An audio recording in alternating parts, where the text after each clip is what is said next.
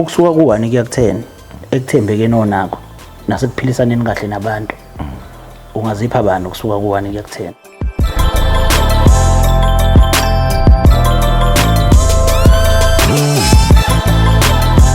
Asikubingelele mbukeli lapho ngasekhaya. Igama lami nguThabiso Ngwakacele.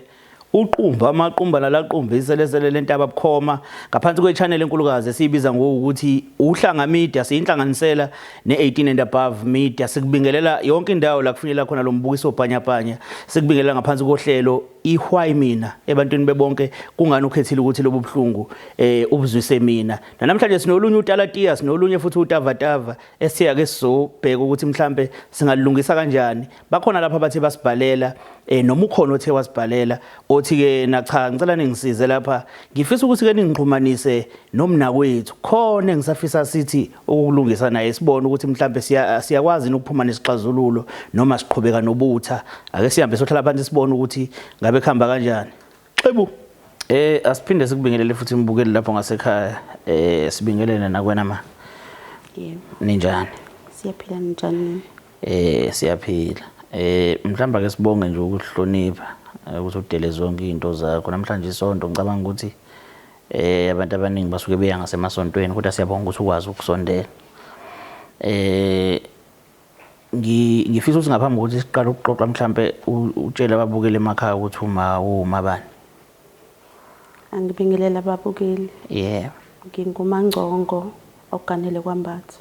Endaweni yaseNdwedwe. NDW Endwedwe. Yebo. Kahle kahle into esenza ukuthi sibe la namhlanje ukuthi kunomuntu osibhalele wathi asikubize. Njoba sikubizile nje. Kodwa ke angithandi ukulokhuza, ngithanda ukuthi mhlawumbe ngikuvezele ukuthi ubani, just ukuthi ngisafuna ukuqala ngithole ngoba ngimbuzile imibuzo ngawo wangiphendula. Sengifuna ukubuza wena uqobo manje eminye imibuzo engimbuze yona just ukuthi ngikwazi ngabanzi. Ungitshelile ukuthi uMangcongo, yebo ngikuzwile lokho, but ngifisa ukuzibuzela nje eminye imibuzo angiphendulile yena kuyona. Ngifisa ukuthola ukuthi umyeni wakho usaphila yini? Cha, ubaba usadlule emhlabeni. Mhlambe kulo hlobo lo baba esinalo khona lo hlobo lo baba elizidlamlilo, mhlawumbe umuntu othi ma engahlala ekhaya athi mayebuyile ingane izibalekezwe la komunye umuzi ngoba mangenzeka bala imfuyo la igcikeni athola ukuthi mhlawumbe ayiphelele khona umuntu ozoshayeka. Nomama uthi ejabula ukuthi uyabuya umyeni wakhe kodwa futhi ebenendawana ukuthi engathi ngabuye esobha ngoba mengabuye edakiwe ngangishaya. Makwenzekile kuphela inyanga futhi khona labo baba labo thola ukuthi indaba ukuthi kuyondliwa bayisebenzi lonto kodwa ukulindela ukuthi afike adle mayefika ekhaya. Ungambeka ukuthi ubaba obekade njani? Hayi, ubaba ubeyindoda. Ebilibhekile ekhaya noma engekho ekhaya njalo. Kodwa ubezazi izidingo zasekhaya ukuthi abantwana ngoba sinabantwana abane naye. Ubezazi izidingo zasekhaya ukuthi fanele zibe khona. Yebo. Azenza ngendlela efanele. Futhi kahle kahle bekuyindoda unakekelayo umndeni wakhe. Kunjalo. Akukho ngakhala ngako njengaye. Hayi cha.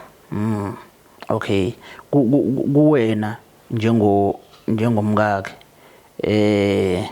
ngiyazi senithe ukukhula esikhathini samanje uthando selibona ngendlela ehlukile kunendlela nini nanilibona ngayo. Manje sekumele umuntu uhambe uyomthengela ukudla nihlale phansi nidle bese abona ukuthi uyamthanda. Mhlambe abone ngemali nje seyingena ekhadini lakhe kuuthando ngokwamantombazana aphila manje lokho. Lezo zinto ezikanjalo eziveza uthando ubaba obenayo indlela yokuzenza noma mhlambe yiphi indlela bekukhombisa ngayo uthando ngokubuka kwakho ukuthi la bengike ngibone ukuthi hayi cha indoda ngempela, yebo izingane zakho uyazinaka but mina nje eceleni ngingedwa uyanginikeza lo thando engilifisayo. Ngingathi ke eminyakeni esikhulele kuyona sibona labantu laba abajabuliswa yilezo zinto thina. Osokulindele nje kumyeni wakho ukuthi enze izidingo zasekhaya njengomnomzana. Nokuthi ke yize ngekho ekhaya kodwa abuye abheke ukuthi abantwana bayaphila, imfuyo ekhona egcekeni kuhamba kahle yini. Ngiyanakekeleka. Yebo. Okay. So kukhona nimhlabhe la khona ukuthi ubaba ngazuthi sekunomunye umuntu wesimama osekhona empilweni yakhe mangibuka indlela kade eyiyona ngaphambilini noma ngibuka indlela ayiyona manje. Yebo ngingasho njalo. Ngoba esekwenzile konke lokho engikubalile khona inkonzo yabantu abadala. Yebo. Ubaba mefikile ekhaya ubengabi umuntu oyikhuthalele kakhulu.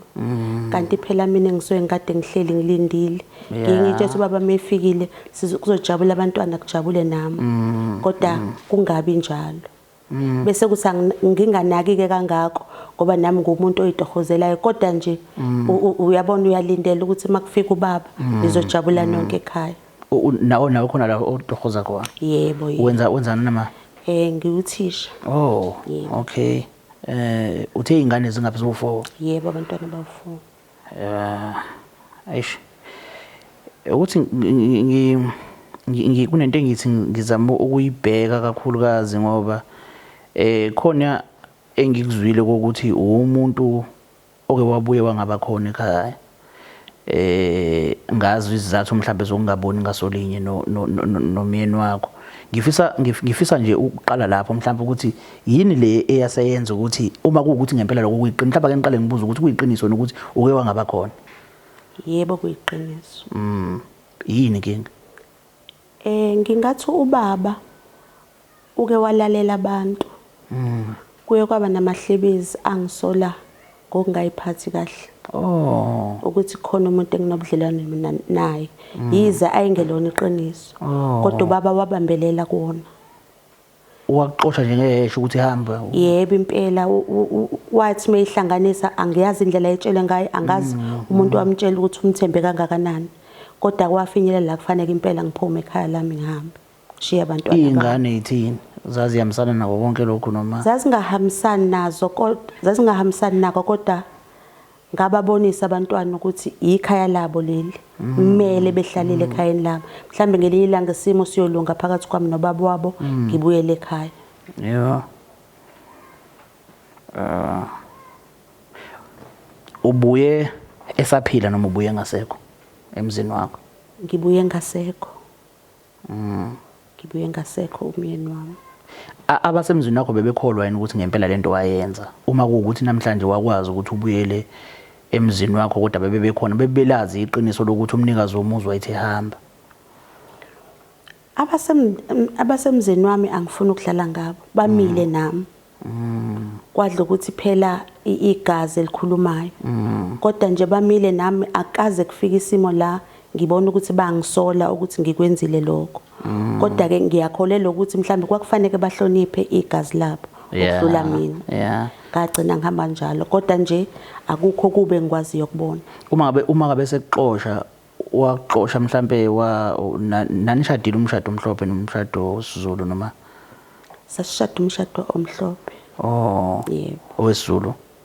Sasingawushadanga. So uma ngabe sekuxosha i-divorce cha waxosha nje? Yebo besingakafinyeleli kwi-divorce. Akekho futhi wayifuna kumunye? Cha yake. Ya ngicabanga ukuthi amalungelo onke kwakufanele ubuye wawusenawo. Nanokuthi emzini ayexosha kona umuzi wenu nobabili noma ikubo? Umuzi ayixosha kona ikubo kodwa besakhile umuzi wethu. So bekuyindlu nje engathi eyami. Yebo. Mano ngizwakala kahle kakhulu.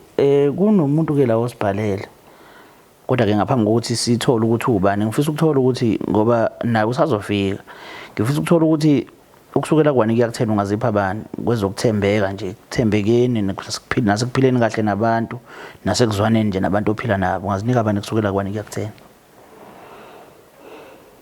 Ngingazinika u9 out of 10 kodwa sengisho njalo angimfuni umuntu ongibhedelayo.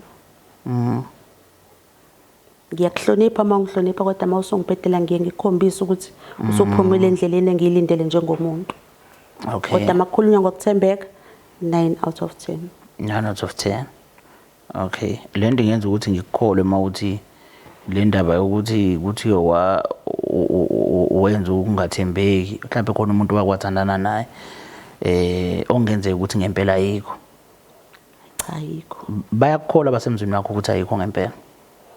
njengabantu abakwaziyo nabantu abakade behlala nawo ngoba umyeni wakho bengahlala angathi umyeni wakho uhlala eThekwini oyihlala eThekwini yebo kunjalo so babekholwa bona njengabantu abebehlala nawo ngoba ibona abazokunyathela kwakho ngisaphinde ngiyasho ngokubona kwami bamile nami. Okay, no siyabonga kakhulu. Ake sibukeke lapha ukuthi ubani okubhaleni. Sanibonani babukeli bohlanga media. Mina nguMamkhize. Ngibhalele kuhlanga media ngoba ngizocela usizo ukuthi bengisize ngikwazi ukuxhumana nomamkhulu kamyeni wami omdala. Ngoba kunezinto fanele siyilungise engifuna ukuthi bengisize ukuthi sikwazi ukuyilungisa sikwazi ukuyikhuluma naye engeneme ngazo. Angazi noma uyamazi ke lo wasisi. Kuyasazi lesi silingo somuntu wesifazane. Lesi silingo lesi kuthe makudlula ubaba. Yebo. Njoba ngisho ukuthi akekho umuntu engimazi lithuke waba khona futhi besingahlukanisile nobaba ngokusemthethweni. Nobudlelwane bami nomndeni kaBaba ngangazi ukuthi buhle. Buse right. Kusho ukuthi kufanele ngiyohlala ngimhloniphe ubaba. Ngihambe ke ngiye ekhaya. Kuthe nje sisahleli kumatrasi sifike lesi silingo. Sisho ukuthi ukuthi ubaba ushonile wena wakuthola ngosuku ashona ngalo. Yebo ngakuthola ngosuku ashona ngalo ngabantwana. Ngase ngixhuma ke abadala emndenini ukuthi ngibheke ngicheck isimo nobudlelane bethu ukuthi busela ngibazela khona yini. Hayi ngase ngiyathola cha kusenjalo. Ngabe sengiyeza ke. Same day. Noma kwase kuhlwile kodwa same day ngoba umyalezo ngawuthola ngekhathi sekuseni. Ngoba kahle wena uqoshwa la kulomuzi umyeni wakho kodwa uthando nokuphilela umyeni wakhe enhlizweni yakho kusekhona. Kunjalo bengiphethe kahle. Yebo. Wayengiphethe kahle akukho kwangenza ukuthi ngingayenzi lenkonzo. Nangendlela ebengifundiswe ngayo ekhaya ibisho ukuthi kumele ngiyokwenza kuze kube segcineni. Yeah. Sifike ke lesi silingo. Sesizofuna ukuhlala la ematrasini sesisho ukuthi sunkosikasi. Sisukapi? Shuthi ngokusho kwakhe uthi bebehlala eThekwini nobaba. Uthi bashaya usendwedwe wena uhlala khona vele full time. Yebo kunjalo. Uthi ushadile yena behleli nobaba uyena unkosikazi ofana ahlale la. Hawu. Welike ngoba nami ngisho ukuthi ngiye ngahamba ngiye ngadedela nomndeni ukuthi usibonise ukuthi kwenza kanjani. Cha baqhubeka ukuthi since wonke into yomthetho isathi idinga mina kufanele ngihlale. Yebo. Sahlala ke naye kanjalo. La ekuhlaleni kwenu mhlamba akukho unyathelayo bekuba khona emakhandleleni. Hayi bhuti uma ufundisiwe ekhaya lakho wenza lokho okufundisiwe. Noma ngabe kwakukhona umoya ofuna ukuvuka kodwa angizange uvumele. Ukuthi kunento engiyibuke makusuke kuhlelwe lapha emakhandleni nake ngithi mhlawumbe kunomuntu ofela umyeni wakhe. Izinqumo eziningi ziyayithatha uyena nangezinto nje abantu abafuna ukuzenza beqale beyoguqa kuyena ukuthi hayibo naku la sekuwukuthi senza njani ukusuka la kuya la kuguqwa kubani ke kulesimo. Njengoba bengishilo ukuthi ubudlelwane bami nomndeni bebubuhle. Yes. So basihlalise phansi nje basitshela ukuthi njoba mina ngingaqedanga singazange sesihlukane so bazothatha ngokuthi ngisewunkosikazi ngokuphelele. So ke ube seyathula ke noma ubone ukuthi kuningi anakho kodwa ngenxa yokuthi bekufanele silalela umndeni kube sokuba yimina oqhubekayo. Awukahle uhlala lapha manje? Ngibuyele ekhaya lami. Emzini wakho? Yebo. Kunezingane zakho futhi? Yebo. Yo. Ngicabanga ukuthi usisi ukhona around la. Ngiyacela nje mangenzeka simnikeze ithuba just ukumlalela mhlawumbe ukuthi ufuna ukuthini ngoba nanokuthi ngithatha iside mhlawumbe lakho wedwa ngeke kuze kulaleleke kahle mhlawumbe kubalekile ukuthi ngihlale phansi nobabili ulalele istory sakhe elalele istory sakho ngibe phakathi nendawo ukukhuza mhlawumbe la khona engazuthi khona ungaboni khona ngasolinye engabi khona ukuphakamiselana isandla into yenu ikhulunywe nje kahle iziphele ohamba neanswer yakho ahambe neanswer yakho mohamba neanswer yakho uhamba neanswer yakhe nobona ukuthi nilungisa kanjani mawukuthi akulunganga namhlanje but inhloso enkulu kakhulu ukuzolungisa. Ngiyakuzwa Ya ngingakwazi ukumlokoza Yebo ngamlanda. Okay, qhawe akube njalo.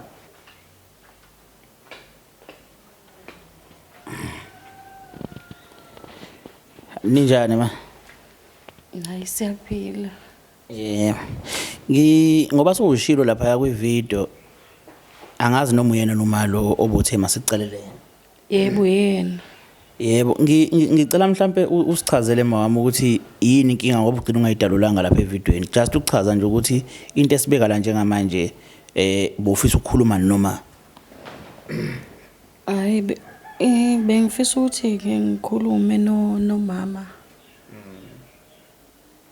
Kune izinto fanele sizikhulume nomama. Ubaba wadlula emhlabeni ngangathola lutho. Kwathola ingane le yami esinayo nobaba eneminyaka ewu10. Mina ngizange ngithole lutho ngoba engikhalela kakhulu ukuthi ubaba ngihlale naye angimficanga mina umamkhulu. Ikona ke engifisa ukuthi sikhulume naye ngaleyo nto. Okay.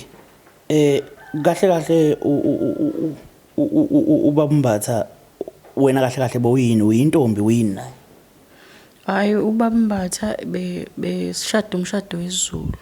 Sasilokhu ukuthi sizowenza umshado omhlophe engavumi. Wazogcina edlulile ke emhlabeni. Oh, unkosikazi kahle lapha kaMbatha. Yebo unkosikazi. Bongakwazi ma ukuthi washada. Hayi angikwazi mina kwaleli qile. Angikaze nje ngikuzwe. Awungitshele mama uhlala kuphi njengamanje? Ngihlala emzini wethu lo useThekwini. Umuzwa khona Mbatha? Besihlala sobabili. Okay. Yini le oyidinga upho kuma? Umamkhulu yena ushado umshado omhlophe mina ngashado wesiZulu manje ngithola ukuthi ubaba njobe lokho ecasha nje ngendaba yokuthi sishado umshado omhlophe ingoba bebengadivorcile nomamkhulu mina wathi kumina usadivorce akasenayo unkosikazi wahamba angimficanga kwakhona egcekeni. Okay, no ngezwakala ma. Ngezwakala angazi mamkhulu uthini ngale nkulumo engizwa. Uthi uma akakuficanga egcekeni wazi ukuthi ulokhuza nombatha bengenayo unkosikazi wahamba yebo wayekhona kodwa wahamba. Mhlambe just ukumnikeza information mhlambe yena ngiyazi ukuthi akakudeserve lokho kodwa nje just ukuthi athole impendulo ukuze mhlambe egculiseke. Yena ngahlala iminyaka emingaka nobaba angazazi zonke izinto. Khombisa konke ucabanga kancane nje. Ukuthi mase khona amagama alumela kufanele nalokho ukuthi umbiza ngamaganyana nje alokhozile. Lo muntu soloko ofikile akazalwe uyabo uphansi ngenye indlela ukhuluma nje kahle. Ngiyafisa ukuthi sikhulumeni nje kahle until size siqede. Uyabo kahle ngifisa mina umchazele ukuthi kwenzekeni uhambile kwenzakalani. Mina nobaba besishadile. Kwaba khona izinkulumo ezikhona engingaboni noma sikhona isidingo sokuthi ngichazele zona. Hayi no ngicabanga ukuthi azikho just nje ukukhela phezulu. Ngasuka ekhaya ngahamba ngabuyela ekhaya lami. Kodwa zange sihlukanise nobaba bengisonkosikazi ngokuphelele. Ingakho ke ngikwazile ukuyohlala njengoba wangifica ngihleli lapha kumatras. Ingoba ngangihleli ngunkosikazi ngokuphelele. Yonke into eyincwadi yomthetho ibiza mina. Kodwa mina ubabambatha azangitshele lokho. Mina ubabambatha ngihlale naye, ngimenzela yonke into, ngipheka, ngiwasha, ngicleana, ngenza yonke into. Njobe sihlala ndawonye eThekwini. Manje okungiphatha nakabuhlungu ngizwa kuthiwa nezingane sihlala emzini wami engangwakhela ubabambatha ngaphandle kwasekhaya la ekhaya elikhulu. Kuthiwa kuhlala izingane zakhe. Uma kuhlala izingane zakhe, makuhlala izingane zami phela zihleli kubo. Umuzi kayise lo zihleli kuona. Angiyiboni into wrong lapha mina. Umuzi ngawakhela umbatha nje. Umuzi kaMbatha. Izingane ezihlele emzini kababa wazo. Akaza ngitshela lutho ngomunye umuntu. Mina ngazi ukuthi izingane ezihlele emzini kababa wazo awakhe ngezithukuthuku zakhe. Mina ngisibona isidingo sokuthi silwe. angisiboni isidingo sokuthi silwe. Mina bengize kuwe njengomuntu wesifazane ufana nami. Ngizokhuluma kahle nawe. Yini mama engasakwehlisi engasakhambisi wena ukuyisa mhlawumbe endwedwe indaba wena njoba ukhulumisa komuntu ongazuthi uzwa kuthiwa ngomuzi wakhe waye ungasaya endwedwe. Hayi. Amengile ngalena sizwani kahle noma mkhulu. Wenza nje obenza nje bekhuluma ubuhlaza nje. Ingakho ungasathandisisi ukuyendwedwe. Ayo. Yini kahle oyilukuzayo angithi umuzi lo waseThekwini enihlala kuona ohlala kuona wena nengane yakho umuzi kahle wathengwa uMbatha noma umuzi wathengwa wena noma umuzi wathengwa uMbatha ethengela mina. Ubhalwe ngobani? Ubhalwe ngami. Oh okay. Yini ke mina ngifuna ungitshele straight into ekuyiyona ngoba njoba sila ufuna lazi ukuthi yini oyifunayo. Into nje engizele la ukuthi mina ngifuna ukuthi akwazi ukuthi ngoba phela ngithola ngalutho akwazi ukunika imali nami kaBaba. Ngikwazi ukuthola ingxenye imali kaBaba ukuze ngizokwazi ukuphila ngoba mina ngithola ngalutho. Yo okay. Cabanga ukuthi sengiyiqonda ke manje kahle lento ukuthi ithini. Ukuthi into engiyibuka mami ngiyayicabanga indaba ukuthi wonkosikazi uhleze emzini wakho uhleli nomyeni wakho owazi ukuthi uma ngingafa namhlanje nangumuntu ongathatha ilokhuzana ikhe yokufa kwami uma kufa yena futhi mina umuntu ongaba in charge yona yonke into sekuyabe kujijima maseshonile sekuwumunye umuntu ose in charge uyabona ukuthi uphuca umuntu iqathe emlonyeni yabo and manje kahle usefisa ukuthi kube khona ingcinyana akayitholayo njengonkosikazi wakhe ngoba phela eqinisweni unkosikazi ngokwesintu unkosikazi wakhe mhlawumbe kukhona something ekumele akayithole naye njengomuntu onkosikazi wakhe and wesiphathi uthe eshona lo muntu ade ehlala naye wena bowungekho ola lo ngibongekho bekhona yena ngalesikhathi ungekho wena so angazi mhlawumbe ukuthi uyasibona nini mhlawumbe isidingo noma isizathu sokuthi la odla khona naye umsikele kube khona ingcinyana ayitholayo. Angifona ukudlala ngawa angizwa kahle lenisho. Unkosikazi uhlakaniphile nje uyayilungisela into yakhe yonke ihlala iqondile. Uma uphila nje nomyeni wakho uyalungisa konke. Konke ngikushiye lo baba okwami nezingane zami. Ingane ngiyibonile yakhe itholile nayo. Akukho kunye ngamsiza ngakho. Umuzi oseThekwini uthathile mangithi ngiyobheka into kaBaba banomuzi ubhale ngegama lakhe. Akukho okudlula lokho. Ngale kwalokho akadayise wona lo muzi oseThekwini. Athathe imali yawo izohlala kulo wakhe lo baba. Ngibona ukuthi kuzokwenzeka yini. Wena ungawudayisa lo wakho okemakhaya ukuze uthole imali makwenzeka iphela kusho ukuthi uyudayisa nawe. Ngeke ngudayise. Phela mina bafo ngiyasebenza. Mina ngiyasebenza. Uyasebenza ma? Hayi angisebenzi. Yo. Angazi kodwa ngicabanga ukuthi mina ngokwami ngokubuka iside lokuthi naye beyinkosikazi. Yebo. Kahle ngoba betheliwe ngenyongo yaMbatha. Yebo. Ubaba bephila umkhonyane wena waqoshwa. Yebo iphepha kahle unganaki mina ngicabanga ukuthi unganaki kwabantu besilisa kodwa ke futhi ungathothi benza ngamabomu angazi yebo uyabo but ngiyacabanga ukuthi ngoba nangu khona and unengane bahlala la bahlala khona abadla mhlambe just makuthiwa ikhona indlela ongenza ngayo ngazi ngesihe sakhe ngazi ukuthi mhlawumbe ungenza kanjani le yathola ingane imali yanele akathathe yona ayothenga ama orange dayise lapha ayiviva ayisho ukuthi ivali esikole ivaliwe ngingamboleka sobuhlungu nje mekhuluma kanje ngingamboleka u100 ayothenga ikesi lama apple dayise lapho uzoyithola imali inyuka kodwa mama ungitshela u100 ungawenzani uNkulunkulu yena wayefundisa soba uthi uhamba uthatha nje babantu uma ufica umuntu uyabheka kodwa phela ufuna ulwazi ngayo kodwa phela ukwazi ukuthi umuntu kodwa lo umuntu ebengekho ufikile emzini wakambatha lo muntu ungekho bowungekho kwaukuthi bexhumana mhlawumbe nabo anti beyingane bokwazi lo Bengakwazi.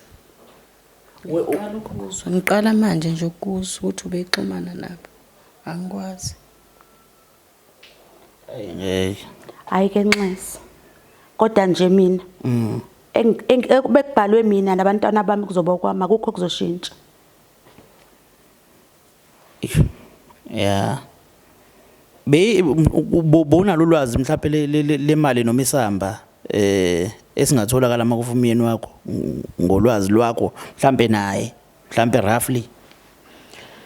Hayi bengenaso bengenaso isamba engisaziyo kodwa bengazi ukuthi umyeni wami besebenza kahle. Basesebenza isikhathi eside.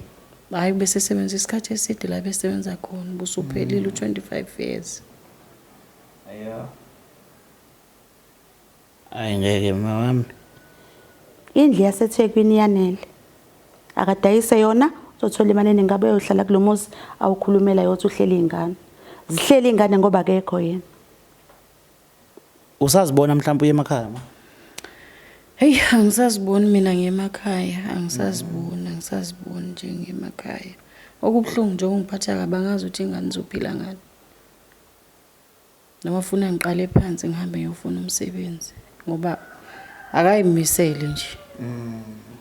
Ukhombisa ubuhlaza lento ayenzayo. Mhlawumbe ngoba imini umuntu lokukhulumela mawami ingane uzikhulumele wena naye. Manje nje sihlezi kanje. Yebo. Mhlawumbe angazi. Bengicela nje mamkhulu ukuthi wehlise umoya senzele izingane ukuze ikwazi ukukhula. Nami ngikwazi ukukhulisa ingane le eyiyona esencane. Zingcone zakho seyithe ukukhula bengicela ngiyazehlisa kuwe. Ngiyacela. Ungenani ke unginikeze noma imali encane ke ukuthi sikwazi ukuphila nengane. Ngoba fanele sikhokhela amanzi, sikhokhela ugesi, yabona leyo nto. Ngingekho yonke leminyaka udla imali yendoda yami. Mina wawungazi ukuthi ngidlani. Okubhlungu indoda leyo uthi yakhe akaze ngitshele mina ukuthi ukhona. Kodwa uyazi ukuthi sinezingane naye. Wawungabuza ingane uthi uphuma wengane. Mina akangasiboni isidingo sokuthi ngibuze ngoba mina angisiboni ke nami sokuthi ngikunike manje. Manje mangicela ukubuza kancane ukuniphazamisa. Usho ukuthi bowungazi ukuthi wakwaba nomuntu bahlukana? Hayi akangitshelanga phela ngifika ngikuzwe lokho sengiphakathi. Ukuzwa ngaye? Ngikuzwa ngaye umbathi. Ukuthi wayekade eshadile. Wamqoshelana umfazi ngokwakho wazi. Thiwa akayiphathanga kahle yena lo. Wamsola ukuthi ubengayiphethe kahle. Kwaba nabantu abamtshela. Waseyamxosha. Ngimile nje lapha ngishintshi lutho. Kunjengoba kuyikona akukho engizokushintsha. Futhi imali nje akazayithola. Cha. Akayofuna umsebenzi asebenze. Noma dayisa umuzi. Besahlala emazodayisini. Abuye ekhaya. Kuyahlaleka endwedwe. Kuhle khona amanzi khona ugesi. Uthi akasaziboni ehlala khona. Inkinga yakhe ke le. Lengeyona yami. Mina nombatha sakwenza okufanele sikwenze ngiqedile. Simbekile ulele ngokuthula kokho kunye. Nobabili namzilela umbatha.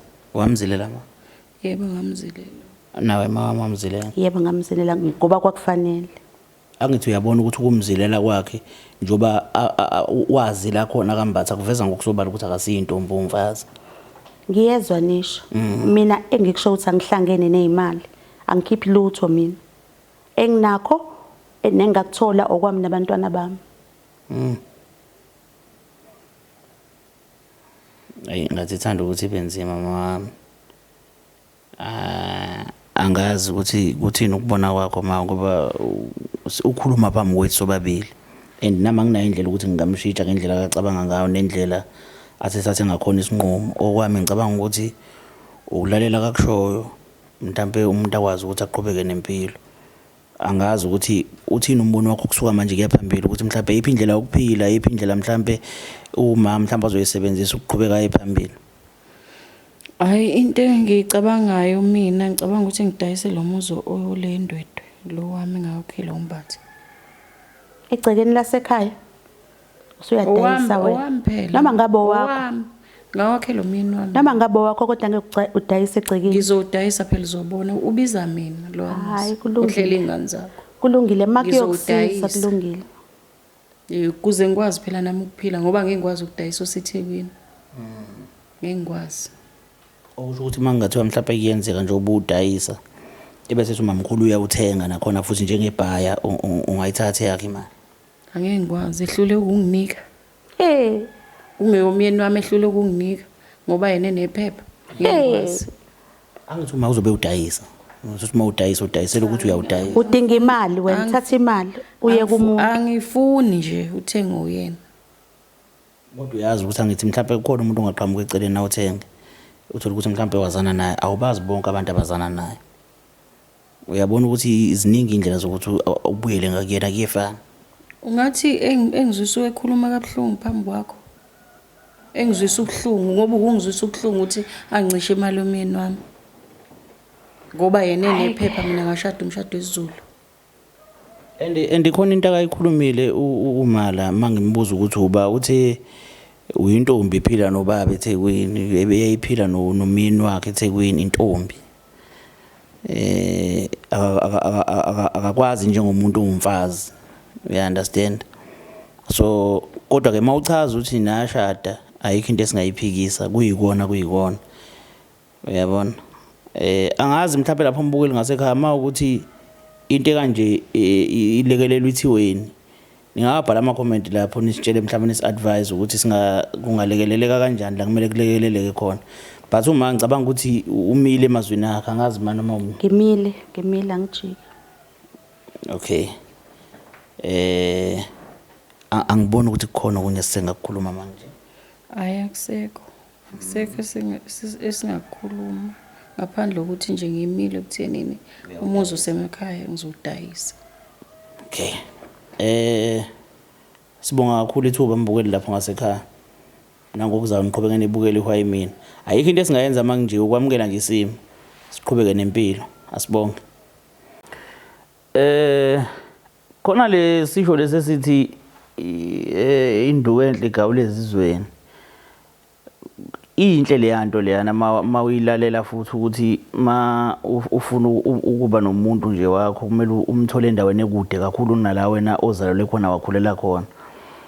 Ngoba la ozalelwe khona wakhulela khona makuyintombi wona uyinsizwa nje. Kuyaziwa ukuthi yake yaqoma usibanibani.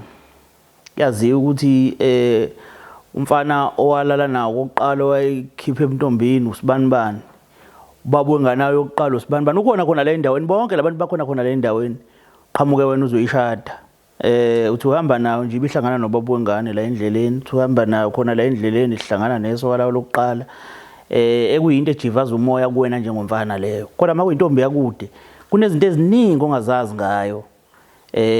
Ziningi izinto ongazazi ngayo and lezo zinto njengoba ziziningi nje ongazazi ngamhla wazizwa umoya futhi ungaphatheka but ku right ungazazi. Ku right ungazazi ukuze impilo iqhubeke. Uyabona kufika intombi izogana la emzini igana indoda ethi iyaqosha umfazi ngoba wayekade efebile. Uma ngabe ke sehleli lo nkosikazi le ekhaya wazi ukuthi yonke into ihamba kahle umfazi nje naye ngoba ushadiwe futhi ngomshado wesintu. Nokona umshado engicabanga ukuthi uhlezi utuswa nje ngasonke isikhathi for ukuxhunyaniswa namadlozi ale ekhaya.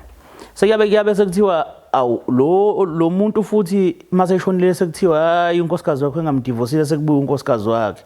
Yini na ingoba wona ufika endaweni ungazi lutho la kule ndawo. Ushawa ukuthi nje ubongazi lutho kwa ukuthi udivosile ukuzwa ngayo lo ukuthi udivosile awunaso isiqiniseko sakho. Uyabona? So la khona sekuzinikele khona uphila khona nomuntu yonke into ihamba kahle sekuyabe sowuphucwa yonke into. Ngicabanga ukuthi mhlambe umyalezo lo uthi ebantwini besilisa abaganiwe bahlukana nabantu babo abaqinisekisa ukuthi bayabadivorce nasebantwini besifazane futhi abebeganile badivorce abaqinisekisa ukuthi bayahlukanisa ngaphambi kokuthi impilo yabo iqhubeke ngoba uzofaka omunye umuntu empilweni yakho kube mnandi usaphila unelufe impilo yakhe ibebhlungu akuzonda azayofa naye kanti kuhle ukuthi uthi ushona umuntu akaqhubeka akuthanda abonge noma sowungasekho ukuthi ayi ngishiwe nokuthi ngashiwa nokuthi umama lo owayekade eqoshiwe uMangcongo uliqinisile ikhanda wayiqinisa futhi nenhliziyo kakhulu. Lento iyenza ukuthi ngimethembe ukuthi wahamba kambatha kungafanele ngoba uyekade ebhecwa ngobende engadle inyama. Okunye kwezinto lezo mhlambe ezimthunukalayo uma ngabe umunye umuntu efike ezofuna imali uyathunukala ngoba naye kahle kahle kufanele ngaba yifika akafikanga kusona sonke lesigaba esekukusona njengamanje kube kuthiwa umbatha wakwazi ukuthi amlalele amethembe futhi njengonkosikazi wakhe ngoba uma nisebudlelwaneni kubalekile ukuthembana kubalekile ukubona kwesinye isikhathi umuntu mayefonela intombi yakhe ukuphi ngike town shutha lapho uveze yabo ufuna ubufakazi ngaso sonke isikhathi because akathembi uyabo kanti ukuthatha into oyitshelwayo nje ukuthi okay ukuthi kubalekile ukuthatha lento osukuyitshelwa ngaleso sikhathi ngoba kwayikona ukusola umuntu engenze lutho kuyenza ukuthi umuntu inhliziyo yakhe ishone phansi yenza futhi ukuthi inciphise uthanda asuke nalo ngawe ngoba uhlezi umsola nje wena ngaso sonke isikhathi so ulokhuzana ulimele kakhulu uMangcongo uMamkhize naye ngokunjalo futhi ulimele ngoba masethemba ukuthi yonke into ihamba kahle and kubhlungu ngoba uzokhulisa ingane kanzima ekubeni ubaba usebenzile kakhulu kanzima futhi ubaba wakhe esebenza kanzima esebenzela izingane zakhe lelo khuzana yemfundo iyinkinga ngoba yabona njengamanje kube kuyimali ukuthi ingane ifunde imali yokufunda ukuthi ikhule idle kube njani kuzokwenzakalani ngayo so akuyona into singalala siyidlileke leyo but ke siyabonga kakhulu ukuthi bakwazile ukukhuluma sinethemba futhi lokuthi ngelinye ilanga ngenzeka ukuthi bebuyisane phela umuntu angadinwa manje kodwa masefika eseba yedwa secabanga ezinye zezinto mhlawumbe ezifaka ezicathulweni ukabuya thatha ifoni nje athi ukuscroll inamba lapha ashaye na akhulume nomuntu ukuthi hayi cha kona uqinisile inkosi yami nami sengicabangile njengomama ake ngikubambise lokho okuncane uyabona so okudayiswa komuzi ke nako futhi ngithemba ukuthi ngakubona kuzoba inkinga kakhulukazi emndenini ngoba emakhaya isikhathi esiningi kuthiwa nje kwakhiwe mhlambe isibongo ngibone ngapha ngasekhaya kunemizi kaMakhanya nje ekwaziwa ukuthi kaMakhanya lapha gcwele oMakhanya bodwa so uma kuukuthi uzodayisa umuzi endaweni kanjalo uzoba nenkinga lo muntu ozohlala lapho kulowo ndawo ngoba labantu abalapha bayazana bonke uyabo so asazi ake sibonane ngesonto elizayo.